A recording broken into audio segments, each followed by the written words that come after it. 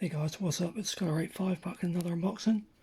And this time, as you can see, it's for Lego Star Wars The Skywalker Saga on the Xbox Series X and Xbox One. So yeah, I actually got this delivered today from Shop 2.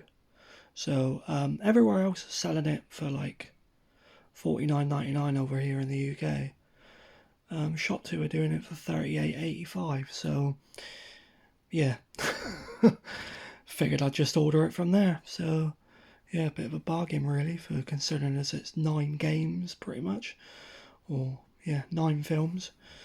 So yeah, there's the front with all the characters: Darth Vader, Anakin, Chewbacca, etc, etc. So yeah, this side, and there's the back.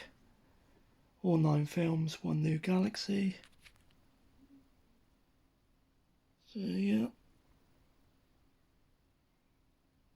so it's optimised for Series X, smart delivery and all that as well, so that's cool. Inside we have a advert for some Lego sets, the thing about cheat codes, and then the disc which looks like the Death Star, so that's cool, as you can see there. So yeah, that's it for my rather quick unboxing of Lego Star Wars The Skywalker Saga, guys.